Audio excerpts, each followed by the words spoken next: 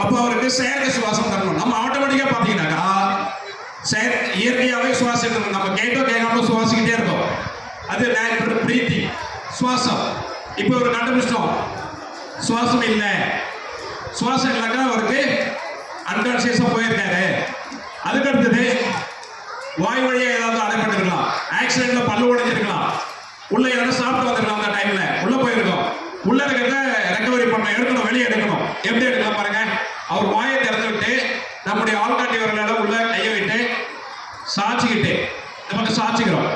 உள்ள விட்டு ஆள்காட்டி உள்ள போயிட்டு கொக்கி மாதிரி பூக்கு மாதிரி எடுத்துட்டாக்க உள்ள இருக்கிறது கொஞ்சம் கொஞ்சமா வந்துடும். ரத்தம் அடிபட்டு உறைஞ்சிருந்தா கூட வந்துடும்.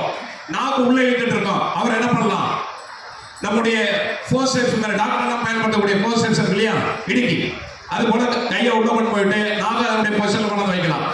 அதன் பிறகு நேரா இருக்காரு. இப்போ இவரை வந்து நம்ம செயற்கை சுவாசம் தரப்போறோம். ஏற்கனவே சொன்ன சிபிஆர் கொடுக்கணும். WHO என்ன சொல்லுதுன்னா, ஒரு ½ அன் ஹவருக்குள்ளார மயக்க நிலையில் போனவர், ஆக்சிடென்ட் போனவருக்கு WHO சொல்லக்கூடியது, இவருக்கு செயற்கை சுவாசம் தரல அப்படின்னா உயிர் நிறைக்க ஏற்படும். அது கோல்டன் ஹவர்ஸ், அந்த பொன்னான காலம் அவருக்கு.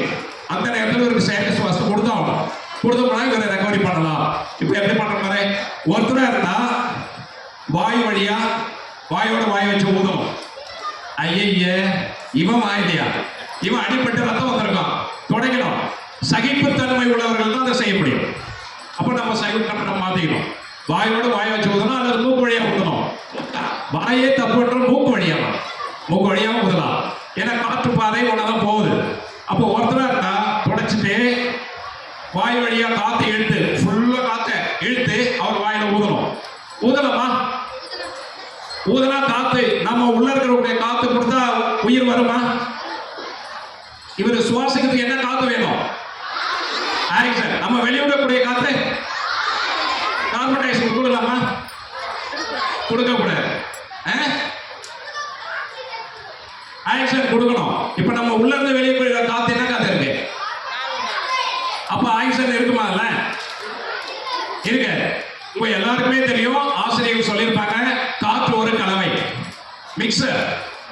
அதுல ஆக்சிஜன் இருக்கு, ஹீலியம் இருக்கு, மீத்தேன் இருக்கு, கார்பன் டை ஆக்சைடு எல்லாம் கலந்து இருக்கு, எல்லா இடத்துலயும் இருக்கு. நம்ம ஹார்ட் என்ன பண்ணுது, நுரையீரல் 100% காத்து உள்ள போறத 20% மட்டும் தான் எடுத்துக்குது. எவ்வளவு எடுத்துக்குது? மீதி 80 வெளியே அனுப்புது.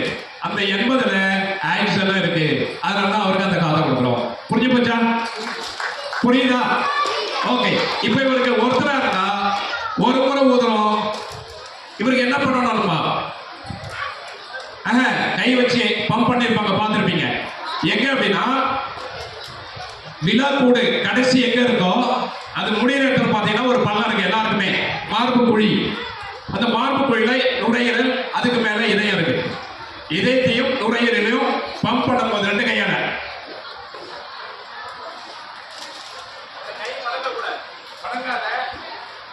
15 முறை பம்ப் பண்ணணும். எத்தனை முறை? எத்தனை முறை? எத்தனை முறை ஊதணும்? ஒரு முறை ஊதணும். ஒருத்தரா இருந்தா, 2 பேரா இருந்தா ஒருத்தர் ஊதணும், ஒருத்தர் 30 முறை பம்ப் பண்ணலாம். எத்தனை முறை? 30 முறை. இப்படி எப்படி பண்ண பாருங்க. இவருடைய தலை பிளாட்டா இருக்கு, நேராக.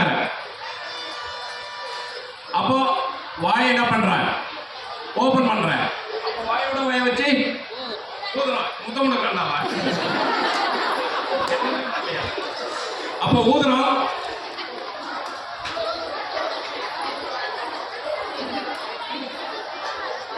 இப்படி ஏன் பண்றோம் அப்படின்னா, நுரையீரலும் ஹார்ட்டும் இயங்க மறுத்து இருக்கு. அப்ப நம்ம என்ன பண்றோம், காத்து கொடுத்துருக்கோம், பம்ப் பண்றோம். அந்த மேல் பகுதியில இருந்து கீழே 1 இன்ச்சு 2 இன்ச்சு அளவுக்கு அழுத்துறோம். அழுத்தும் போது அதை அழுத்தி விட அது இயங்க ஆரம்பிக்கும். இவரை இதே பொசிஷன்ல விடக்கூடாது. மீண்டும் அவரை ரெக்கவரி பொசிஷன், மீட்பு நிலைக்கு மாத்தணும்.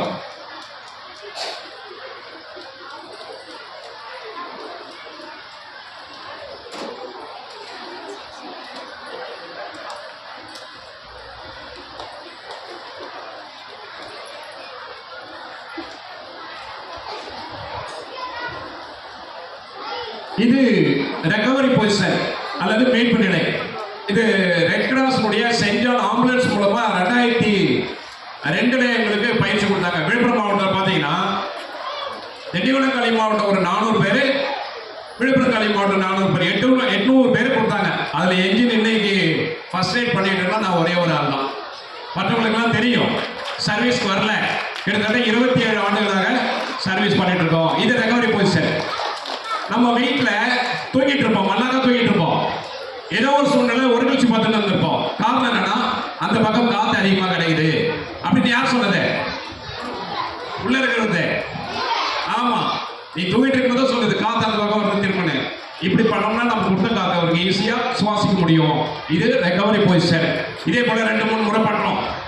பண்ண உடனே சுவாசிக்க ஆரம்பிச்சிருவாரு. இது ஏபிசி செக் பண்ணியிருக்கோம், சிபிஆர் கொடுத்துருக்கோம். சிபிஆர் என்ன? ஏபிசி சொல்லிட்டேன். A for airway, B for breathing, C for circulation. இந்த ஸ்லைட்ல போட்டுட்டே இருக்காங்க பாருங்க. இது டாக்டர் எம்ஜிஆர் மகளிர் கல்லூரி. எங்க மேடம் இருந்தாங்களே செல்வராணி மேடம், அவங்களுடைய காலேஜ் சார், நான் டாக்டர் பாலதாங்க சார் போனோம். அந்த கல்லூரியில் இருக்கக்கூடிய கீழே இருக்காங்க. அவங்க கல்லூரியில் பெண் பிள்ளைகளுக்காக ஒரு 150 பேருக்கு பயிற்சி கொடுத்துருந்தோம். அதனுடைய ஸ்லைடு தான் போட்டுட்டு இருக்கோம். இந்த டெமோ தான் அங்கே போயிட்டு இருக்கு. இப்போ இவரை ரெக்கவரி பண்ணிட்டோம், சுவாசம் இருக்கு. உடனே இவர் என்ன பண்ணி ஆகணும்? நம்ம டாக்டர் இல்லை, அந்த நேரத்தில் அந்த இடத்துல நம்மால் தெரிஞ்ச உதவி சொல்லியிருக்கோம். உடனே இவர் எங்க அனுப்பணும்? ஹாஸ்பிட்டலுக்கு அனுப்பணும், பக்கத்தில் இருந்த கிளினிக் அனுப்பணும், இல்லை 108 ஃபோன் பண்ணி உதவி செய்யணும். அப்படி பண்ணோம்னா இவர் உயிரை காப்பாற்ற முடியும். ஏன்னா டாக்டருக்கு அனுப்பிச்சு விடணும். டாக்டர் பக்கத்தில் இருக்காங்க, டீமே இருக்காங்க, அவங்களுக்கு அனுப்பிச்சு விட்டா உங்க உயிரை காப்பாற்றிடுவாங்க. நம்மால் முடிஞ்ச உதவியை செய்திருக்கோம். நன்றி. இப்போ அடிப்படை